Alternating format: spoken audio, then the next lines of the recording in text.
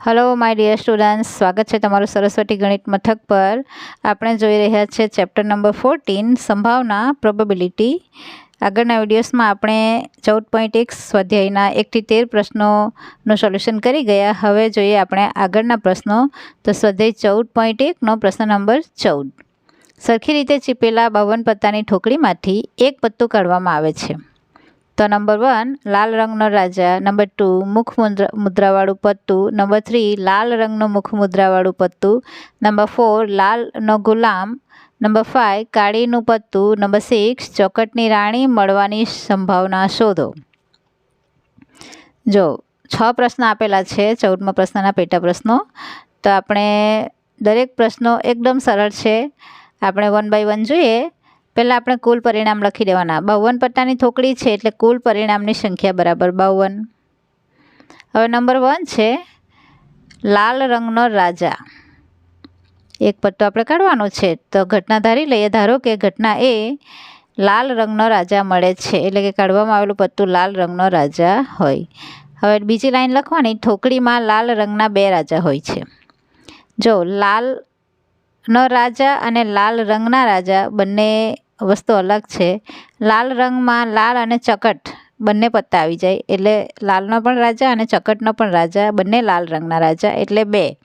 તો ઘટના એ ને સાનુકૂળ પરિણામની સંખ્યા બરાબર 2 માટે P of A is equal 2/52, 26 દુ 52 એટલે 1/26। 2 સાનુકૂળ પરિણામ, 52 કુલ પરિણામ। નંબર 2 કયો પ્રશ્ન છે? કાઢવામાં આવેલ પત્તું મુખ મુદ્રાવાળું હોવું જોઈએ। તો ધારો કે ઘટના બી બરાબર કાઢવામાં આવેલ પત્તું મુખ મુદ્રાવાળું છે।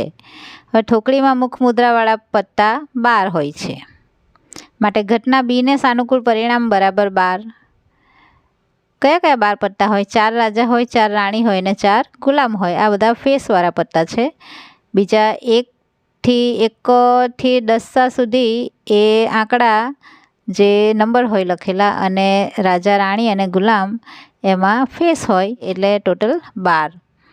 હવે ઘટના બીને સાનુકૂળ પરિણામ 12 માટે P ઓફ બી બરાબર 12/52 બરાબર 4 તાલી 12 છેદમાં 3 ચોક્કુ 13 ચોક્કુ 52, એટલે 4 4 ઉડી જાય। જવાબ આવે છે આપણો 3/13, એટલે P of B is equal 3/13।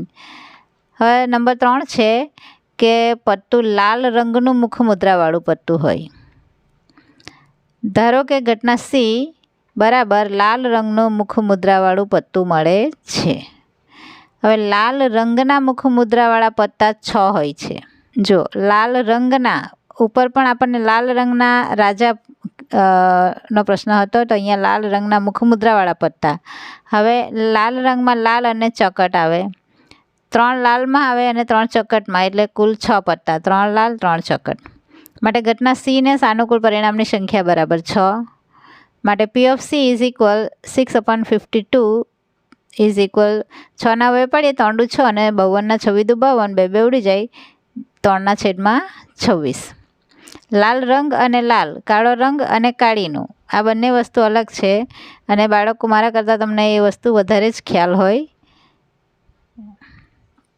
Number 4 હવે નંબર 4 ચોથો પ્રશ્ન છે લાલ રંગનો ગુલામ મળે છે, લાલનો ગુલામ મળે છે। લાલ રંગ અને લાલને આપણે ડિફરન્સ જોઈ ગયા। અહીં લાલનો ગુલામ મળે છે, તો ઘટના સીને સાનુકૂળ પરિણામ બરાબર 1, કેમ કે લાલનો ગુલામ 1 જ હોય। Therefore P of D is equal 1/52। 5મો પ્રશ્ન છે કાઢવામાં આવેલું પત્તું કાળીનું હોય। તો ધારો કે ઘટના ઈ બરાબર કાઢવામાં આવેલ પત્તું કાળીનું છે, તો ઘટના ઈને સાનુકૂળ પરિણામ બરાબર કેટલા? કાળીના કેટલા પત્તા હોય? બધા પ્રકારના 13 પત્તા હોય, એટલે કાળીના 13 પત્તા, તેથી સાનુકૂળ પરિણામ બરાબર 13। Therefore P of E is equal 13/52। હવે 13 ચોક્કુ 52 આપણને ખબર છે, એટલે ઉપર 1 નીચે 4, 1/4। P ઓફ ઈ બરાબર 1/4। છઠ્ઠો પ્રશ્ન છે કાઢવામાં આવેલ પત્તું ચોકટની રાણી હોવી જોઈએ। તો ધારો કે ઘટના એફ બરાબર કાઢવામાં આવેલ પત્તું ચોકટની રાણી છે। હવે ચોકટની રાણી ફક્ત 1 જ હોય છે, માટે ઘટના એફને સાનુકૂળ પરિણામની સંખ્યા બરાબર 1 માટે P ઓફ એફ બરાબર 1/52। સાનુકૂળ પરિણામ 1 છે, અને કુલ પરિણામ 52 છે એટલે 1/52. સ્વાધ્યાય 14.1નો પ્રશ્ન નંબર 15. 5 ચોકટના પત્તા કયા કયા? 10 ગુલામ, રાણી, રાજા અને એકો. માત્ર ચોકટના જ છે 5 પત્તા લીધેલા. એ તમામના મુખ નીચે તરફ રાખીને સરખી રીતે ચીપેલા છે. પછી એક પત્તું યાદચ્છિક રીતે ખેંચવામાં આવે છે. 5 પત્તામાંથી એક પત્તું ખેંચવાનું છે. તો નંબર 1 છે પત્તું રાણીનું હશે તેની સંભાવના શું છે? અને નંબર 2 છે જો રાણીને કાઢીને એક બાજુએ મૂકવામાં આવે અને બીજું પત્તું ખેંચવામાં આવે તો એમાં પાછું એ અને બી છે, એમાં એકો હોય અને બી છે રાણી હોય તેની સંભાવના કેટલી? હવે આપેલ પ્રયોગમાં ચોકટના 5 પત્તા સરખી રીતે ચીપેલા છે. પછી એક પત્તું યાદચ્છિક રીતે ખેંચવામાં આવે છે. માટે પ્રયોગના કુલ શક્ય પરિણામની સંખ્યા બરાબર 5, કેમ કે 5 જ પત્તા છે લીધેલા. હવે નંબર 1 પહેલો પ્રશ્ન એવો છે કે પત્તું રાણીનું હશે તેની સંભાવના શું છે? તો ધારો કે ઘટના એ બરાબર ખેંચેલ પત્તું રાણીનું હોય તો ઘટના એને સાનુકૂળ પરિણામની સંખ્યા કઈ કેટલી?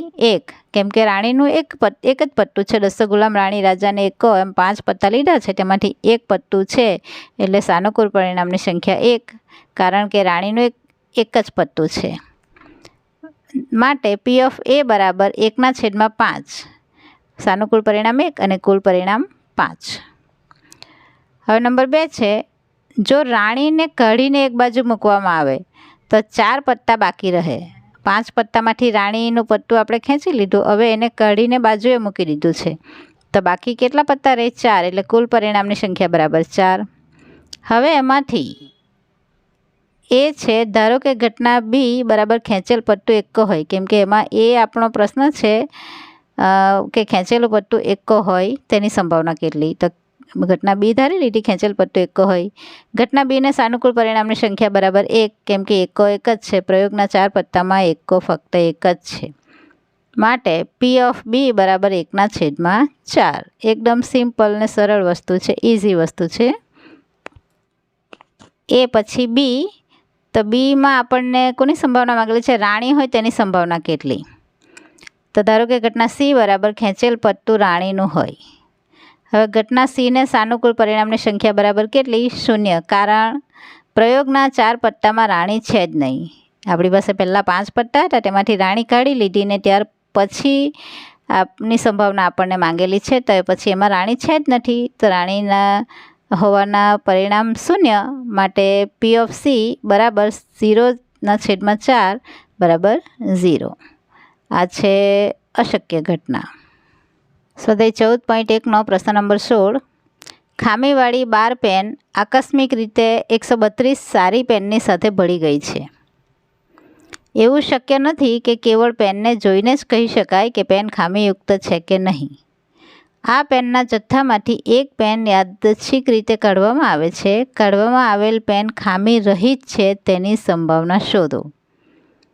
હવે જથ્થામાં રહેલ કુલ પેનની સંખ્યા બરાબર 132 + 12, કેમ કે 132 સારી પેન છે અને એમાં 12 પેન મિક્સ થઈ ગઈ છે ખામીવાળી, એટલે ટોટલ પેન થઈ 144. માટે એક પેન જથ્થામાંથી યાદચ્છિક રીતે કાઢવાના કુલ પરિણામ, જે કાઢવાનો આપણે જે પ્રયોગ કરવાનો છે એના કુલ પરિણામ બરાબર 144.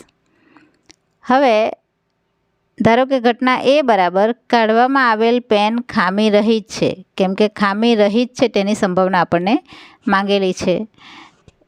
તો ખામી રહિત પેનની સંખ્યા કેટલી છે? 132. આપણી પાસે સારી પેન 132 છે, મીન્સ કે ખામી રહિત. 12 ખામીવાળી છે તો 132 ખામી રહિત છે, એટલે માટે ઘટના એના સાનુકૂળ પરિણામની સંખ્યા બરાબર 132. માટે P of A બરાબર 132/144. સાનુકૂળ પ્રયત્ન છેદમાં કુલ પ્રયત્ન. 132 અને 144ના આપણે અવયવ પાડીએ તો 11 × 12 132 અને 12 × 144. 12 ઉડી જાય એટલે 11/12. 14.1 સ્વાધ્યાયનો પ્રશ્ન નંબર 17. એમાં 2 પ્રશ્નો છે. આપણે પહેલો પ્રશ્ન જોઈએ. 20 વીજળીના ગોળાનો જથ્થો 4 ખામીયુક્ત ગોળા ધરાવે છે. આ જથ્થામાંથી એક ગોળો યાદચ્છિક રીતે કાઢવામાં આવે છે. આ ગોળો ખામીયુક્ત હોય તેની સંભાવના કેટલી? હવે જથ્થામાં રહેલ ગોળાની કુલ સંખ્યા કેટલી છે? 20. એટલે કુલ પરિણામની સંખ્યા બરાબર 20.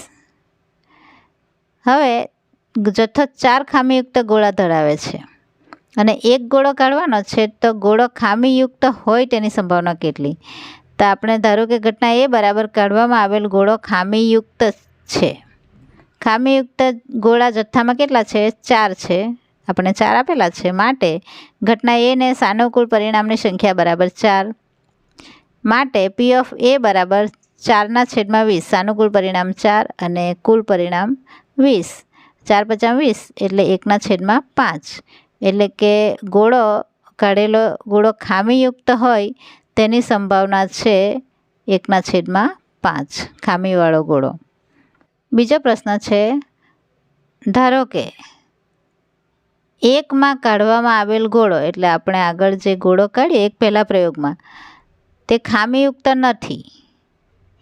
આપણે ખામીયુક્ત છે કે નહીં તેની સંભાવના માંગેલી, પણ કાઢેલો છે એ ખામીયુક્ત નથી આ નક્કી થઈ ગયું અને પાછો મૂકવામાં આવ્યો પણ નથી.